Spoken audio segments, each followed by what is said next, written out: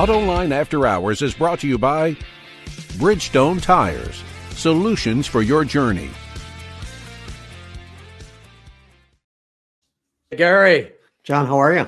Oh, I'm anxious to get the show going, man. I think this is going to be a good one. Absolutely will be. So let's start the show. Well, let's bring them in. We've got Joe White from Reuters and Charlie Chesbrough, senior economist at Cox Automotive. Great having you guys back on the show. Good to be here. Thanks. Good to see you guys. Well, as you guys, I mean, we got a lot that we can talk about, but let's start with this price war that's kicked off. You know, Tesla started cutting prices substantially, and wow, has that kicked up a ruckus? So I guess, Joe, I'll throw it out to you first. Why do you think Tesla started cutting prices? Well, I think there's a couple of reasons, and I'm sure Charlie may have data to either say I'm right or wrong. But number one, I mean, they were definitely seeing a decline or softening in demand. I mean, you know, softening is relative, right? I mean, the demand was, you know, they couldn't supply their demand for a long time. Then it got to the point where they kind of could. And they have big plans to expand capacity. But in China and the United States, and possibly in Europe, but I think mostly China and the United States, they started to see demand slacken. In China, they definitely have more competition. In the US as well. And I think, you know, look, Tesla's is a different car company, but they're still a car company. And I think they looked down their pipeline and said, we got to do something. A number of people pointed out, as we've been writing about this, though, that what Tesla did to a great extent was just pull back price increases that they had pushed through in the last 12 to 18 months, you know, pandemic price increases. And I'll bet Charlie is going to talk about that whole phenomenon. I hope he will. But there was that. But I do think there's that. I think they also, with the Model Y, saw that if they brought it down below 55,000, that cutoff, they could suddenly get $7,500 from Joe Biden. That's not a bad thing.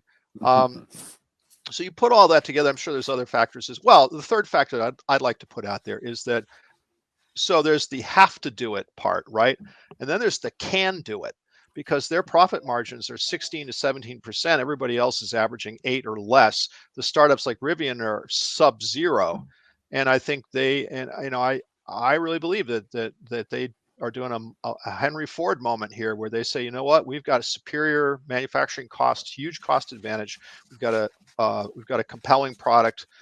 Why don't we just drive for share, drive for sales, use our cost advantage, our productivity advantage, and go get some market share or run these other guys off the road. I'll stop there, but I think that's kind of what's going on here. We'll see what happens. Yeah, Charlie, chime in. You know, why do you think Tesla started cutting prices? Well, I think Joe's absolutely right.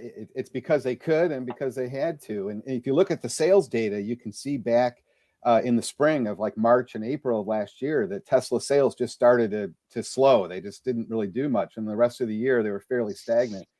And it kind of coincides exactly with when Elon started making all the noises about buying Twitter and the media getting crazy out there. So it's hard to know whether that had something to do with sales. I think anecdotally, we have heard a lot of folks saying that they don't appreciate Elon's comments lately. But it also coincides exactly when the Fed was raising interest rates. So it's hard to know where to put the blame as to what put the stop on Tesla sales. But clearly they weren't moving. And I think that Joe's right, that they not only wanted to send a message to consumers to come buy our product, but I think they were sending a message to the entire industry that all this talk about, there's going to be new EV players and Tesla's in for trouble next year and all this talk. I think they just put a shot across the bow and said, we've still got a fantastic product and we can cut price, and we can cut price even more if we have to. And I think that that's going to be a real challenge for the industry to keep up with that. So Charlie, to what extent do you think that this leveling off that they experienced of sales was predicated on the fact of their not having new product? You know, it's hard to say. Like I said, there's a lot of moving parts around that time of year. I mean, I think more than anything, we have to point to the Fed raising interest rates. I mean, that's just choked off all kinds of purchasing that was going on out there. But clearly, the Tesla's got an old product portfolio. I mean, the Model Y is new, but the Model 3 has been around for quite a long time now. It's getting a little long in the tooth. You know, if you're out looking for a vehicle, an electric vehicle at that price point, there's some real competition out there for Tesla. So they're putting a lot of eggs in this Cybertruck basket at the end of the year. And frankly, I often question that maybe some of the moves that Elon's been making lately sort of embracing red state America and moving to Texas and all this talk, that maybe he's playing 3D chess. Maybe he figures that the future of the company is making Cybertruck successful, and I'll be much more successful being a gun-toting red state Texan than I will be a tree-hugging Californian. That's a really interesting thesis. I think you might be onto something. It certainly doesn't hurt. Yeah. So Gary, Gary, what do you think about all this? Is Tesla flexing its manufacturing muscles from a cost standpoint? Well, I mean, Joe and his colleagues at Reuters had done a good analysis of what vehicle manufacturers are making on their vehicles. And, you know, as Joe said earlier, I mean, they're way above everybody in the industry. So I think Elon is saying, you know, I've always been an unconventional guy in this industry, so let me do something that is unconventional. And, you know, the thing that I wonder about, though, is that to what extent is there going to be resistance from people who have been Tesla loyalists who bought a vehicle, I don't know, for Christmas, right? And suddenly they're seeing that, you know, the Model Y long range price has been cut by 20%. 20%. And then you're thinking to yourself, wait a minute, I ate that cost. So, and you're not going to get it back when you resell the car either. You're not going to get it back when you resell the car. Probably not. Maybe not. Yeah. Right. So, you know, we've seen that, you know, Tesla has, you know, huge loyalty and people stay with the brand. I mean, this may end up biting them in the ass in the long run. So what do you guys think that Tesla also did this to inflict pain on its competitors? You know, in China, they've got BYD breathing down their neck now. In fact, outselling them on a total basis. And so what do you guys think? Was it also a calculation to inflict pain on the competition? Oh yeah. For sure. I think so. I mean, I think that I mean, Elon Musk has been particularly vocal, for instance, in his disdain or his criticism of Lucid and Rivian. You know, sort of talking about how if your gross profit is in the negative, it's going to be pretty hard to succeed. Well, he's, you know, a byproduct of this will be to put a lot of pressure on Lucid and Rivian here in the United States. And you saw Rivian just yesterday, I think, announced they're going to cut 6%, 800 and some people from their staff to you know, try to stay in the game. And Rivian's frankly one of the best positioned of the startups in terms of having cash. But you're right also that he in China they cut prices, and he's getting a lot of pressure from BYD, from Zeekr, the Geely brand that's selling a lot of their new SUV, XPeng, all these other companies. And I think Elon Musk and his people would, you know, see them as a problem and would like to see them off if possible, although BYD makes money, so they're not going to be so easy to run off the road. Mm-hmm.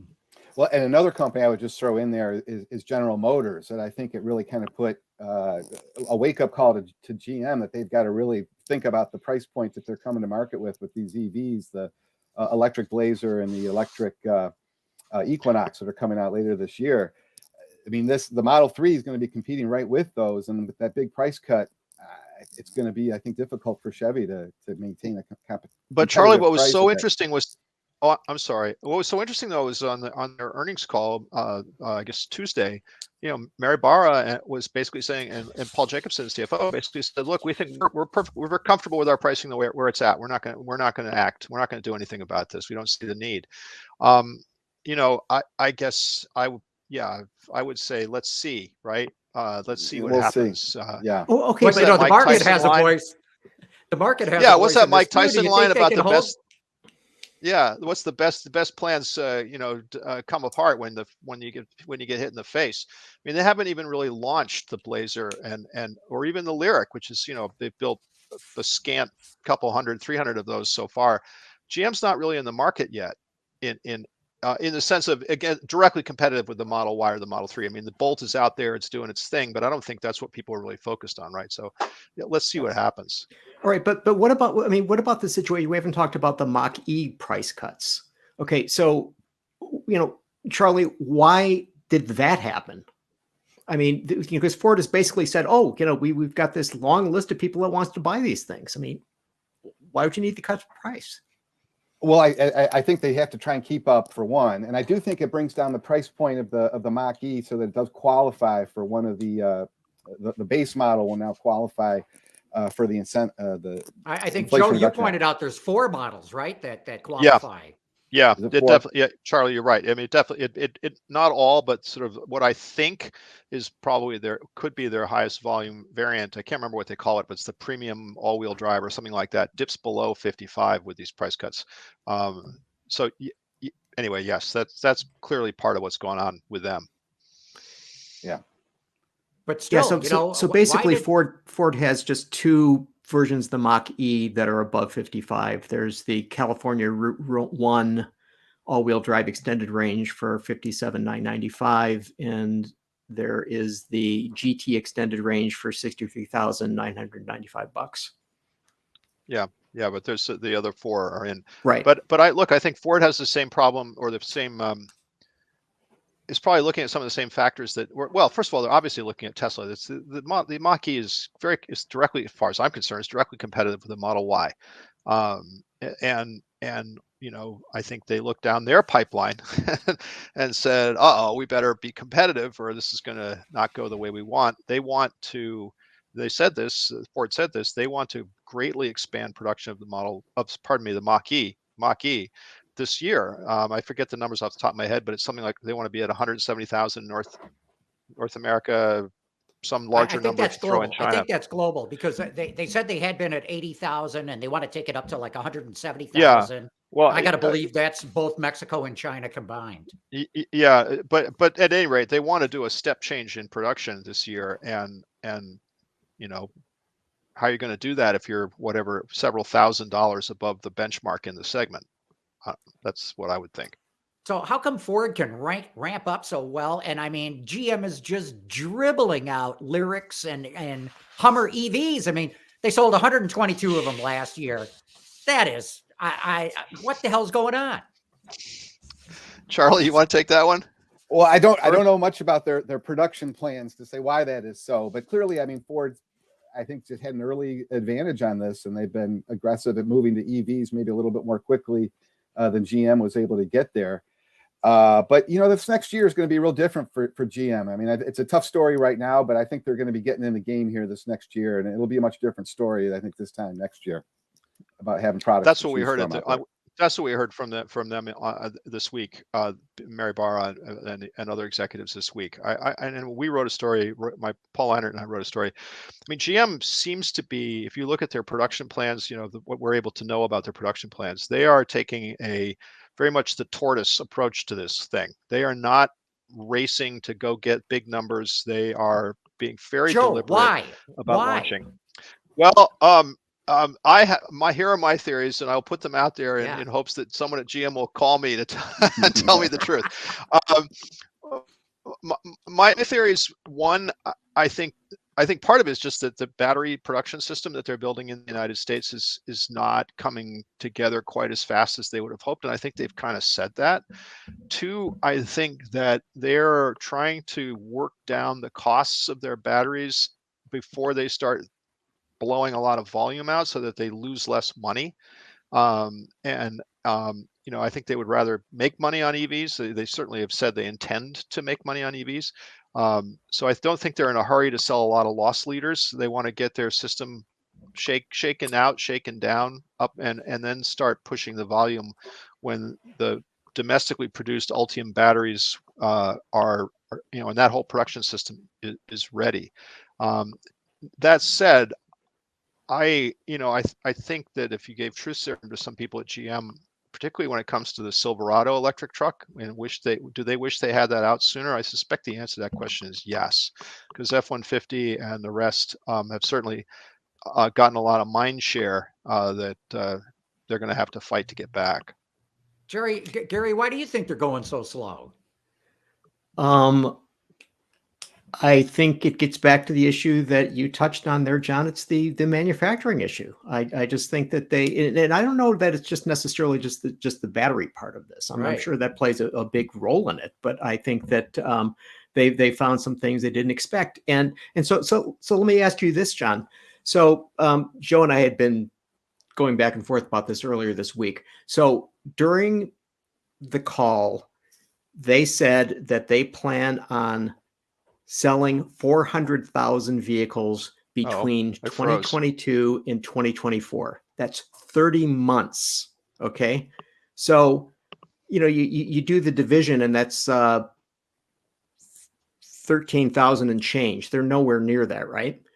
So the question to you is that, are they going to be able to ramp sufficiently quickly in order to meet that number? I mean, because 22 is behind us.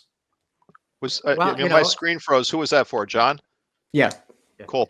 Go for it. So look, I think they've got some sort of manufacturing problem. I don't think it's just batteries. If you look at the fourth quarter sales of the Hummer EV and the Lyriq combined, they were delivering like one a day. I mean, come on, what's that about?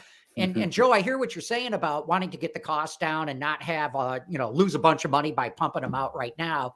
But you've got all those engineering costs that are sunk. You've tooled up the plants to make these things. You've got people on the line. You got suppliers.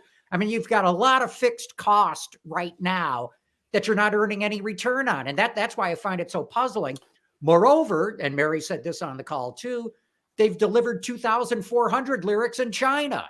So clearly, their Yantai plant in China it's not exactly kicking them out, right? 2,400 cars is but not it's a better whole than lot. 122. Boy, is it ever. The only other thing, John, is I just wonder if, with the bolts catching on fire, that maybe they're just taking it slow to make sure. You mean sales-wise, or you mean the battery-wise? Yeah. Well, yeah. But Well, Charlie, the how Bolt much uses is a how much different is that battery. predicated on the price cut? I mean, because Bolt had that significant price cut, and to bring people back after they had to stop producing them, and it's like, gee, what a surprise! People buy things that are affordable. Yeah, more affordable. Well, I guess I just wonder whether there's something that they've identified, or if there's issues that they want to be real sure that before they start making the 100,000 EVs that. And not just them, Charlie. LG. Remember, LG had to eat most of that recall cost. It was about $1.8 billion. They don't want to have that happen again. No, but I don't know enough about the Chinese version of the Lyriq. Does that use Ultium batteries? And if so, who's making them? Or are they buying just off the shelf Chinese stuff? It's a good question. I don't know the answer to that. I'm going to bet that they're a Chinese sourced battery, because I think that's kind of how it works. Right. But that's a good question. But look, I mean, GM. I mean, I think 3 months ago or more, last quarter, the quarter before that, they basically said it's going to take us an extra 3 to 6 months to get to a 400,000 cumulative in the United States, EVs, than they had initially said. So they've seen this coming for a while. But you're right. Let's see what happens in the first quarter and how many of these vehicles they build. But they're getting into kind of a hockey stick thing to get to even the comparatively modest numbers that they've put out there. So. Well, ideally, they're going to have the hockey stick, because, I mean, my question to John especially is, because he knows manufacturing so well, is whether they're going to be able to accomplish that sudden diagonal increase. Look, you know as much about manufacturing as I do, Gary, but what Mary said on the call too is every quarter they're going to boost battery production 20% coming out of Lordstown. So, cumulatively, that's going to put them at, if they hold to that should put them at a pretty good run rate, by the end of the third quarter into the fourth quarter and the like. But to hit the numbers that she's promising for mid next year, they're going to have that kind of hockey stick ramp up. Yeah. So I'm not sure if I read this in something that you wrote, Joe, or not, but it really doesn't matter. But that Bank of America came out and said that Ford would have to sell about 33% more Mach-E's in order to make up for what it will be losing as a result of these discounts. Charlie, I mean, is that pencil in your mind? Well, I think that makes sense. I mean, they've cut, $5,000-$6,000 off these things. So, it's a big chunk of their margin. So they're going to have to make it up. The one thing I think is important to point out about EVs, and maybe you guys were going to touch on this later, but the Inflation Reduction Act that was signed into law last fall could have huge ramifications for the market this year. And the reason being is that we're all talking about purchasing of EVs, and there's all these issues about qualifying for the $7,500. You got to have a certain level of income. The battery's got to be produced from a friendly nation, and the vehicle's got to be manufactured in North America. There's a lot of qualifications to get that. But if the vehicle is a commercial vehicle, it all goes out the window. And so leasing vehicles can be considered a commercial, which means every lease could potentially qualify today. Like you don't have to wait for the nice countries, minerals and all that stuff. Today, all these EVs would qualify for that $7,500 that the leasing company would then be able to offer to the consumer, either by discounting the lease. So it could be hitting a very important price point for consumers out there that might want to try EVs this year. So is that going to happen though? Because as you know, that's what U.S. Treasury has said. It's not set in stone. They won't issue their final ruling until March. Meanwhile, you've got senators like Joe Manchin saying, "Over my dead body, we wrote this bill to be a made in the USA thing." But then you got the Biden administration with allies, good allies that we need in our help, and the Ukraine war and other issues going, "Hey, come on, you can't cut us out of this market like that." So what's going to happen? Well, we're still waiting on the IRS's final ruling on that. I think is supposed to come. But as it stands now, as I understand it, and talking to dealers, that's how they interpret it, that these EVs would qualify under the leasing. And as I said, the impact could be substantial. It's interesting, though, that Tesla, the biggest EV provider, they only lease about 10% of their vehicles, about half of the rest of the market. So we could see that they're going to have to try to change their strategy as well and get more aggressive on leasing to take advantage of these cost savings that would be coming if it all gets approved. Yeah, Charlie, you're raising a really interesting point too. I mean, I think it's so soon, but I think we have yet to see what the gravitational effect of the Inflation Reduction Act incentives and subsidies are going to be, because you touched on this. You're right. So commercial vehicles, there's a lot more of a wide open field to collect the subsidies used by selling a commercial vehicle. And you see GM and Ford and others, and as you said, leasing. Another thing to keep an eye on, and I think all the automakers are talking about this, is the subsidies that are going to be provided for producing batteries in the United States. If I got the number right, it's like $45 a kilowatt hour. That adds up quickly. And again, you're seeing, why is Tesla expanding battery production in the United States from a pretty big base? Why is GM investing in these Ultium plants? You're going to see Ford possibly fairly soon announcing another plant here in the United States. I mean, so all of that. And then when you start to do that and the money comes in, it's going to be interesting to see how that sort of affects the way the companies go to market, right? Because they're going to have this money to kind of put against trying to gain share. And I don't know how it's going to work out. I just know that money is going to be there and it's going to start affecting what goes on. Speaking of those batteries, there's talk now that GM is looking at cylindrical ones. Gary, what do you think? What's going on here? They made a big deal about going with pouches with Ultium, and now they're saying, "Oh, we're open to anything." Well, I think what they're discovering is the fact that there is a certain efficiency that can be gained in terms of the structural aspect of these cylindrical units. And, to the point we were talking about earlier of taking cost out of vehicles, well, if you're able to use something not only for energy storage, but also for structural rigidity, maybe I might want to do that. Yeah, that Ultium, it's a very clever design, but they put the batteries in modules, and the modules, go into a pack, and the whole pack goes into the vehicle. It's heavy, and Tesla did what, cell to pack, and now you've got Foxconn doing cell to chassis. So maybe that's why they're rethinking it, but Charlie, as you know, once you set up a battery plant to make pouches or, prismatic or cylindrical, you pretty much make that. You can't take a pouch plant and just say, "Oh, let's make cylindrical." That's all new equipment. So how long would it take GM to go to cylindrical if it changed its mind?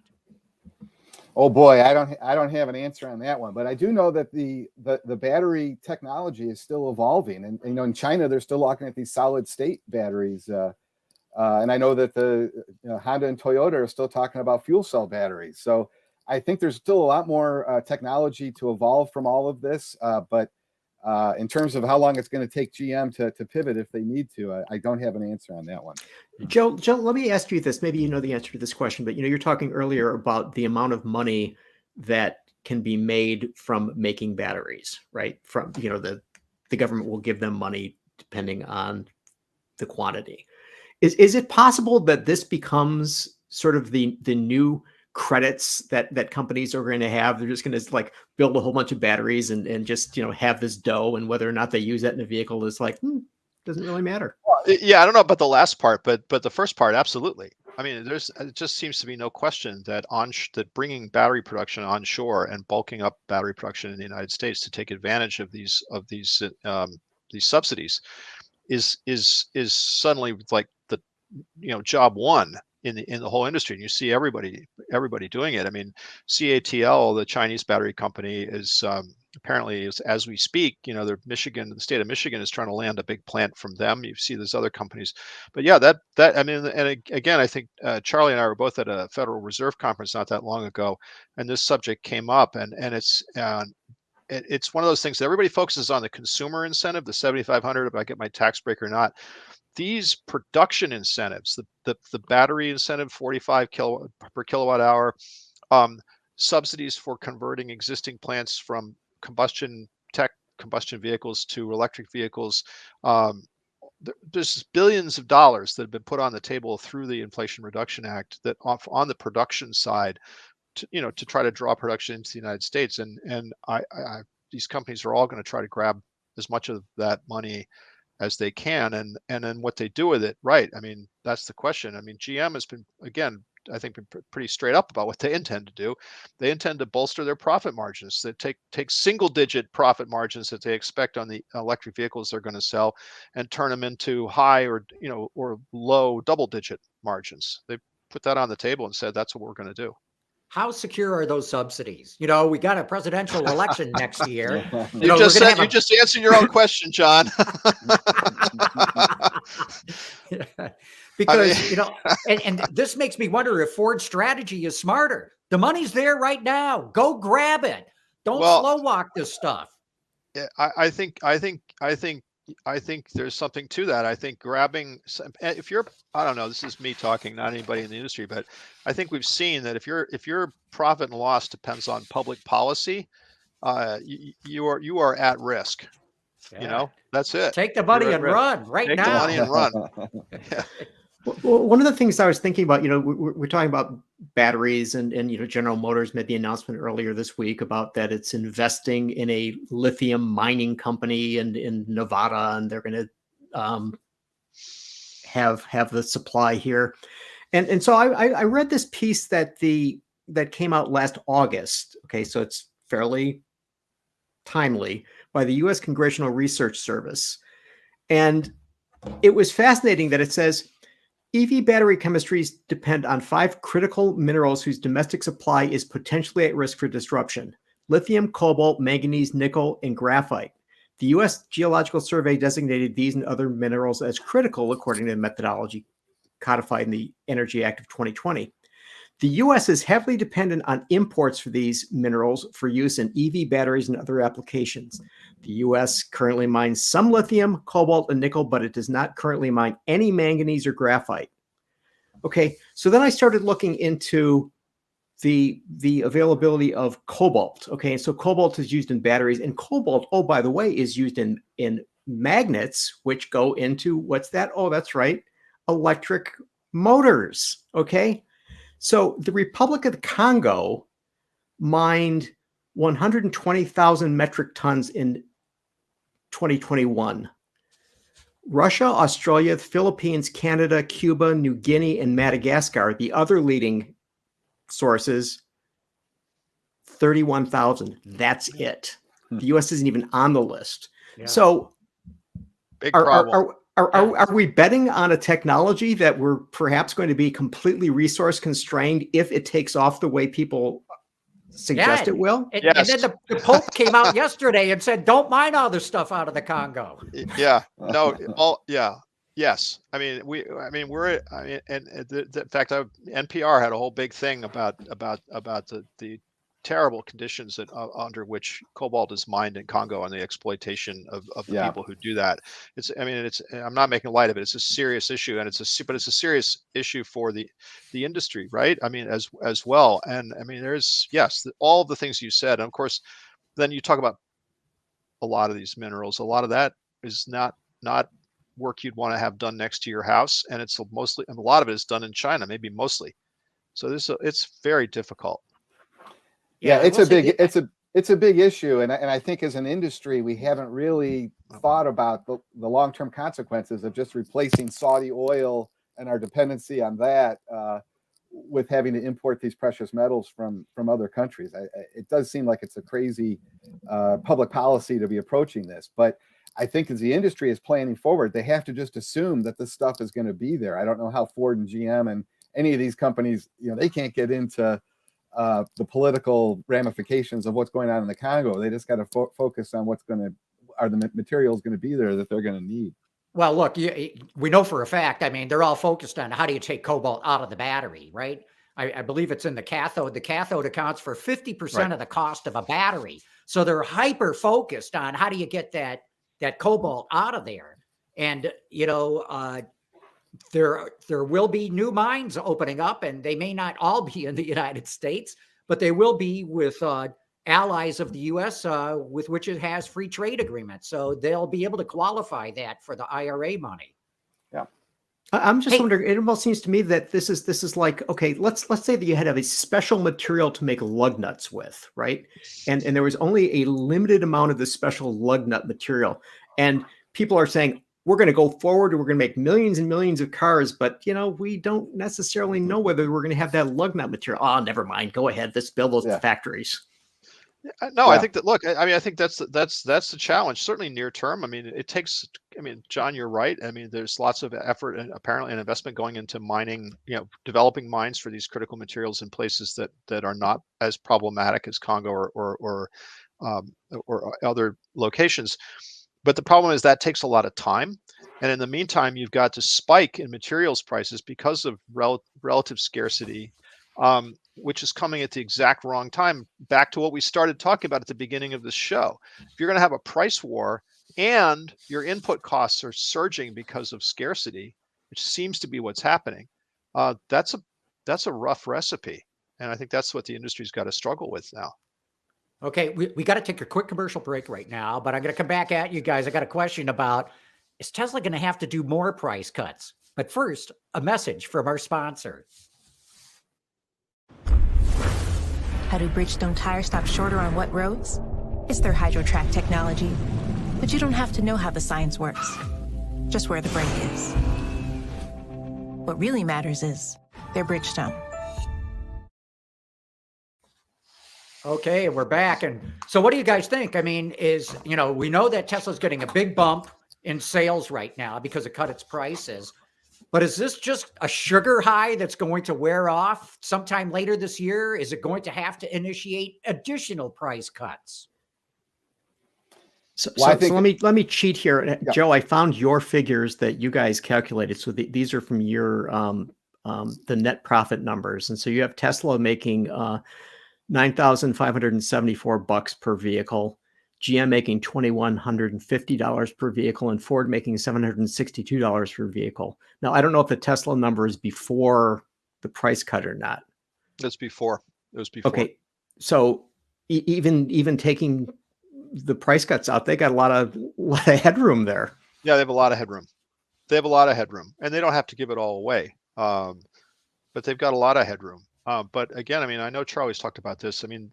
This comes at a time when there's a lot of concern just in general in the industry about affordability, right? And I think that, Tesla's playing to an affluent clientele, but even affluent people are, we're starting to kind of get headaches and go faint looking at these prices.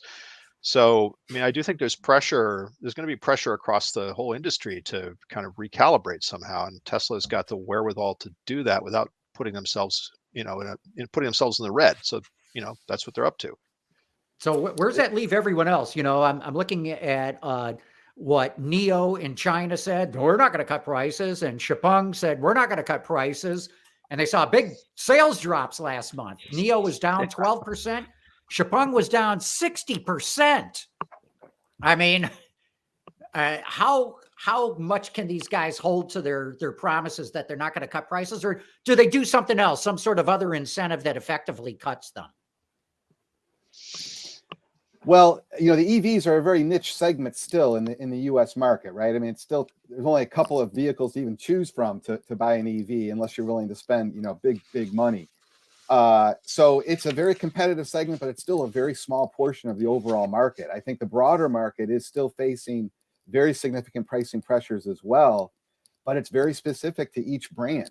The whole industry may have seen inventory much better, but some brands are still looking at extremely tight inventories. Most of your Asian manufacturers are still looking at incredibly tight inventories, while the Detroit 3 are, essentially back to days of supply numbers, back to pre-COVID levels. It seems like many of them. So I think the EV segment is going to have its own pricing issues. And I think there is pressure to try and keep up with whatever Tesla's doing for the EVs.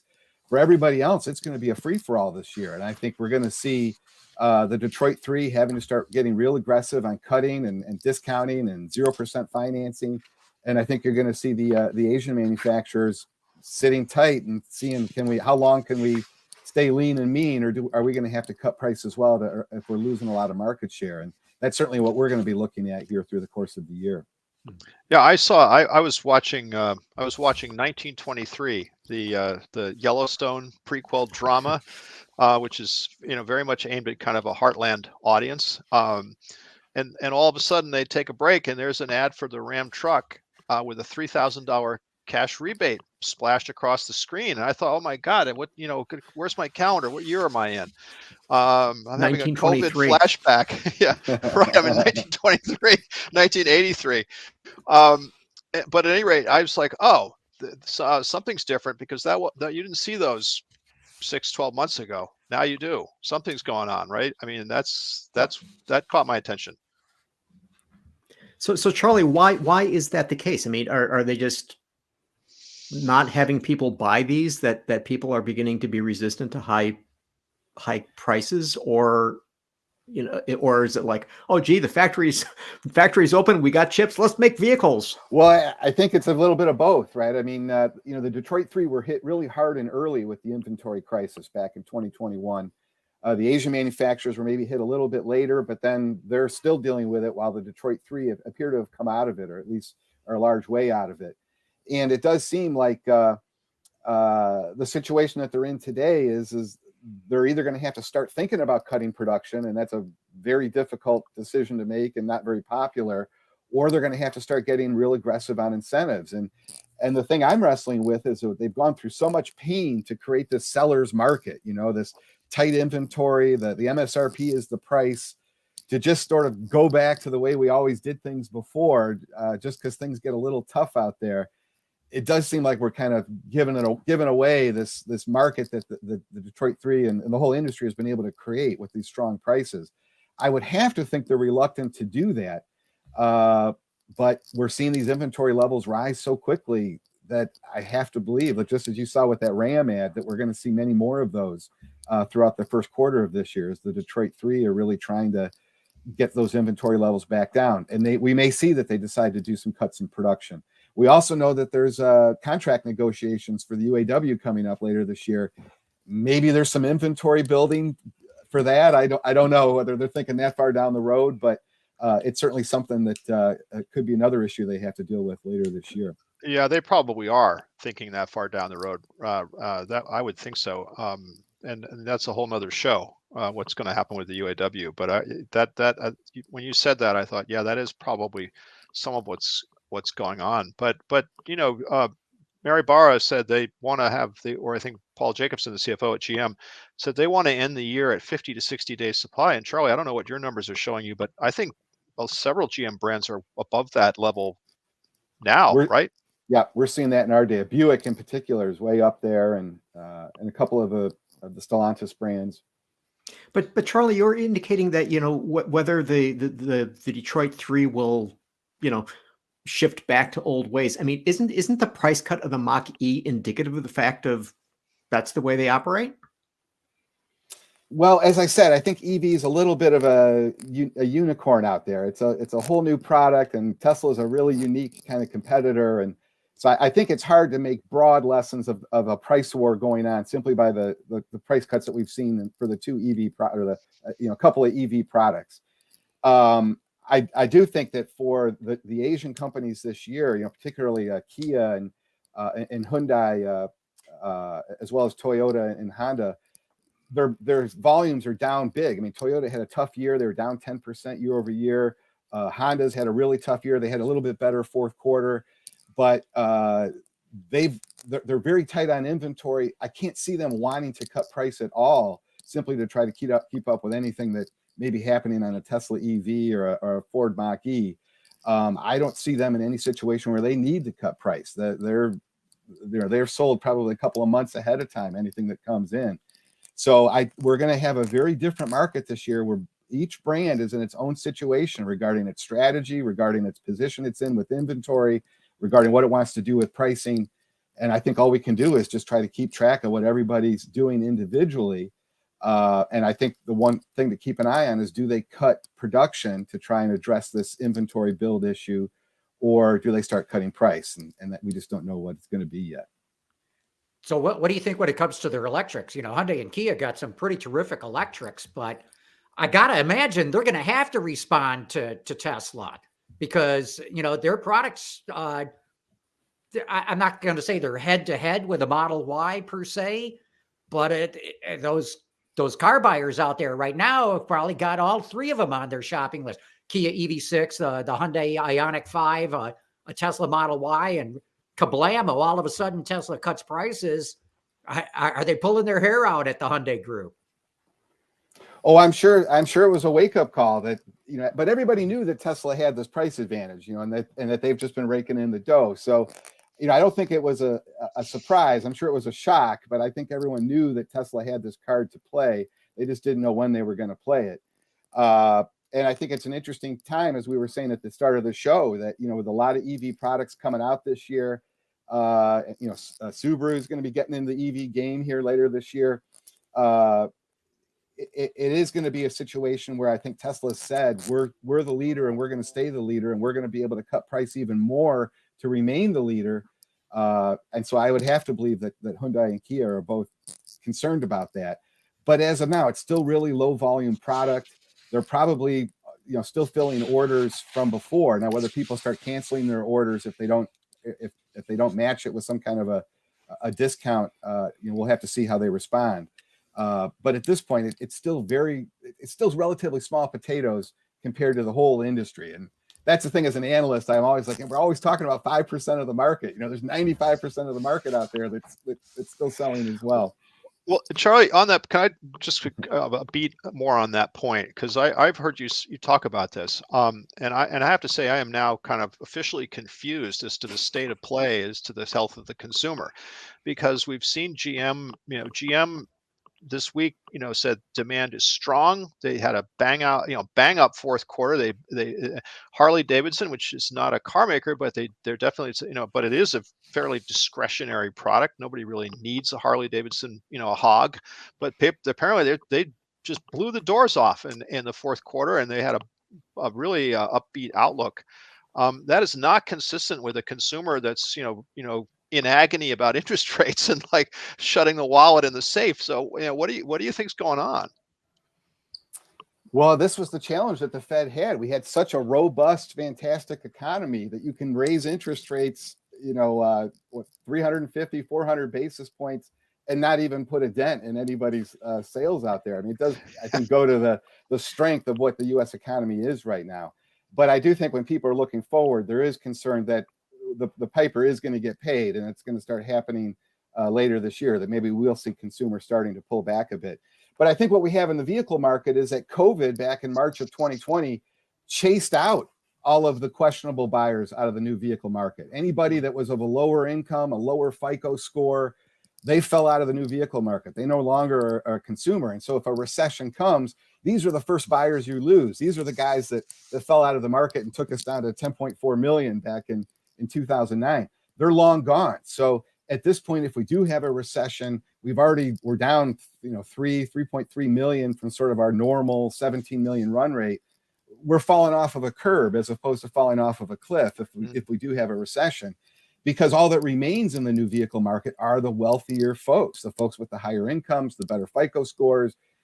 Yes, average interest rates are going up, but good credit folks are still getting a decent interest rate out there. So the vehicle market's smaller, but it's catering to a much more affluent buyer, and that just seems where it's going to be, at least for the next couple of years, until we get this interest rates start coming down again, I guess, to affect that affordability issue. Well, Charlie, let me ask you this. This is, I was looking at the Cox, your employer's 22 car buyer journey study, and it said that 63% of the people who bought a new vehicle paid more than they had intended to, and 48% of the people were satisfied with the price paid, and that number had been 63% in 2021. I mean, are people souring on this whole thing? Well, I'm sure nobody likes spending this kind of money, right? If you're a Cadillac customer or a GMC customer and you're coming into the market, your monthly payment this year is going to be 45% higher buying one of those brands than it was just prior to COVID coming. So it's a big shock out there for consumers who are coming to the market to looking to buy. If they haven't been paying attention, they're going to be really surprised when they see what the price of these vehicles are. So I'm not surprised our car buyer journey, is showing that there is some pushback on that. But as I said, we still have a lot of affluent folks in this country. Maybe we don't have 17 million of them anymore to buy a vehicle each year, but we certainly got 14 million of them to buy a vehicle each year. And I think where we're going to get additional sales is whether the industry decides to get much more aggressive on fleet activity to get the sales volumes up even higher. But I do think there is a bit of a limit as to how much we're going to be able to do on retail this year, because the consumer is being pushed. And as Joe mentioned earlier, I mean, not everybody's got the money to go out and buy these $50,000, $60,000 vehicles. And one of the more interesting things that we've seen in the data as of late is that we know that interest rates are going up substantially, that what the captive financing companies are offering, the interest rate is much higher. And so when you look at how people are financing these vehicles, the share of the market that is cash buyers, so folks coming in and just slapping down $50,000 cash, has risen substantially. It's now about 21% of all sales, up from about 13, 14% prior to COVID. So people are looking at these high interest rates and saying, well, why would I take out a loan for 8, 9% when I can just take money out of my savings account where I'm only getting maybe 3, 4% and just buy this vehicle? And so we're seeing a lot of folks are doing that. But there's got to be a limit to that. Not everybody's got $50,000 sitting in their savings account that they can go out and do that. So this is why we think that as we get later through the year, there's going to be more and more headwinds for the market. And I think the relief valve is going to be, does the industry respond by getting much more heavily into discounting?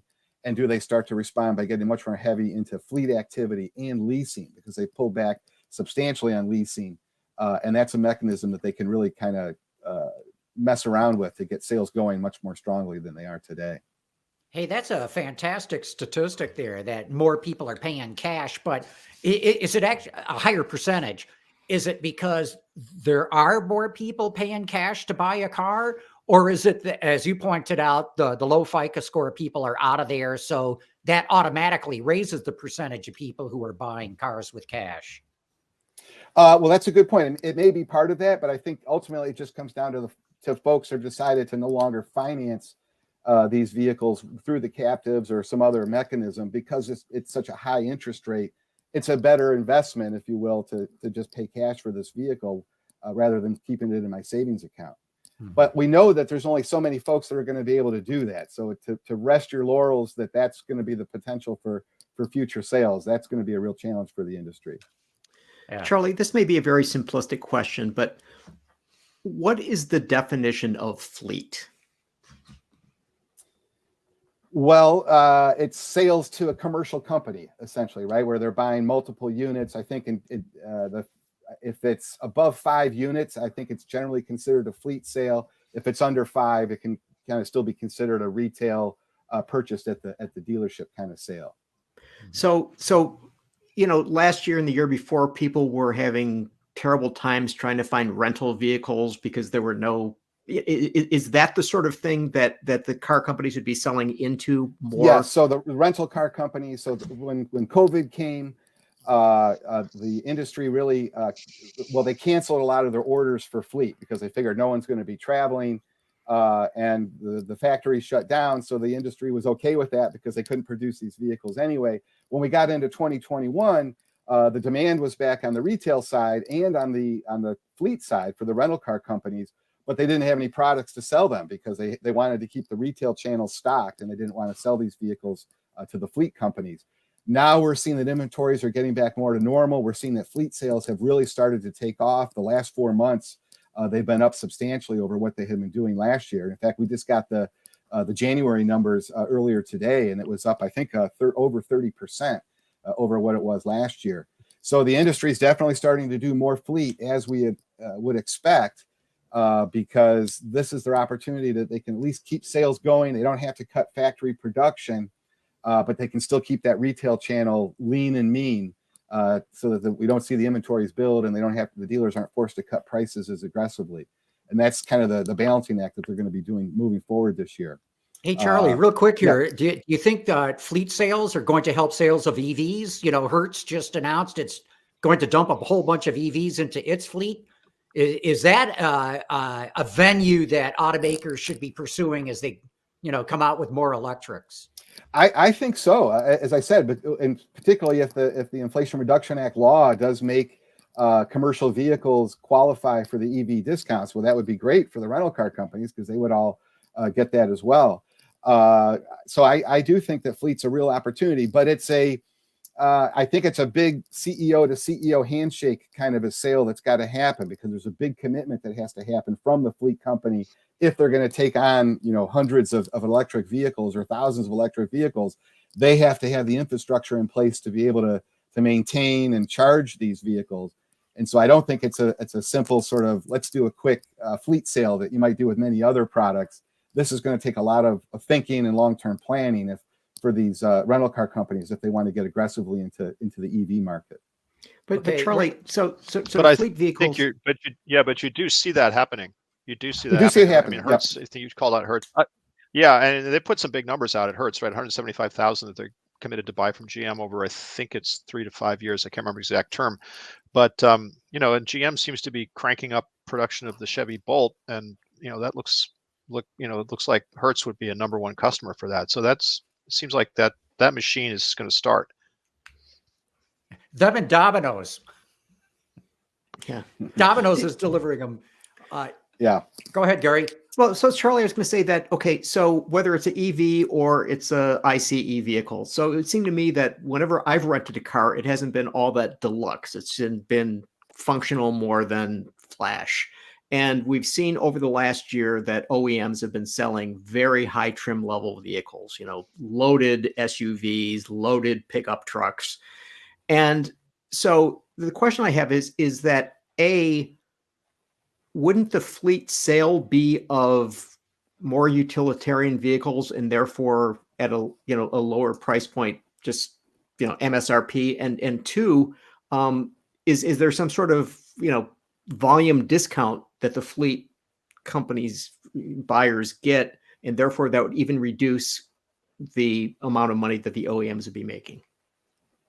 Well, yeah, there absolutely is a volume discount. You buy hundreds or thousands of these things or commit to buying those. They'll give you a nice discount on that. I don't know what those negotiations are, but certainly that does occur. And you're right. The industry's been focused on a much more a premium level product. The limited or XLT version as opposed to the base or the XLS version of these vehicles. So I do think that there would have to be some more ordering of fleet.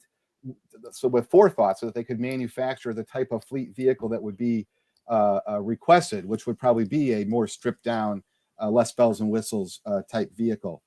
But they're certainly capable of doing that. And most of the fleet isn't just buying what you have in the moment. I mean, it is purchased with forethought a couple months ahead. So I think the industry can adjust for that if needed. I think one of the interesting things is going to be with leasing and fleet is what happens to these used electric vehicles. And in leasing in particular, one of the things that I think Tesla has done, and I know another company is talking about doing this as well, but I won't share their name, but they're going to take away that option to purchase the vehicle at the end of the lease. You have to turn the keys back in. And my thinking is they're going to try and maintain control over the used vehicle fleet to try and maintain strong residuals. And one of the things I just kind of wonder is if you lease a Tesla, you drive it around for a couple of years, you turn the keys back in, Tesla then, turns on all the switches that they do to that they charge money up front for. Well, they do it now, and they've taken that 3-year-old 36,000 mile electric vehicle and they've added extended range to it, whatever other switches that they can flip on. They may be able to get full price for that vehicle yet again after 3 years of somebody else driving it around. And I think that's going to be sort of the model that they're going to try to go to, that if they can keep flipping these different switches, they can turn an old vehicle into essentially new and get a much higher price point for it. Hey, we're going to have to wrap it up here. We're getting to the top of the hour, and I know, Joe, you got to run to go hear Ford's earnings.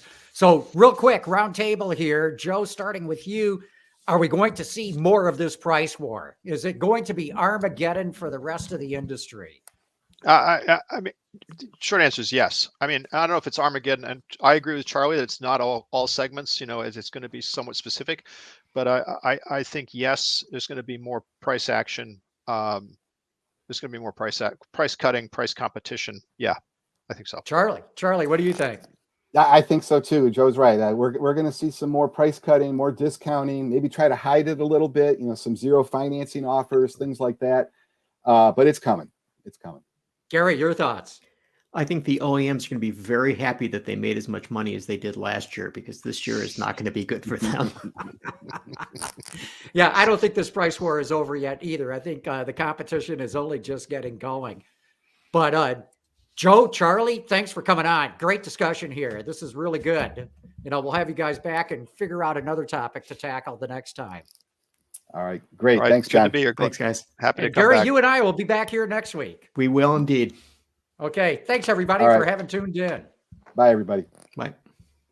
Autoline After Hours is brought to you by Bridgestone Tires, solutions for your journey. If you like this program and would like to learn more about the automotive industry, check out our website at autoline.tv or look for us on YouTube on the Autoline channel.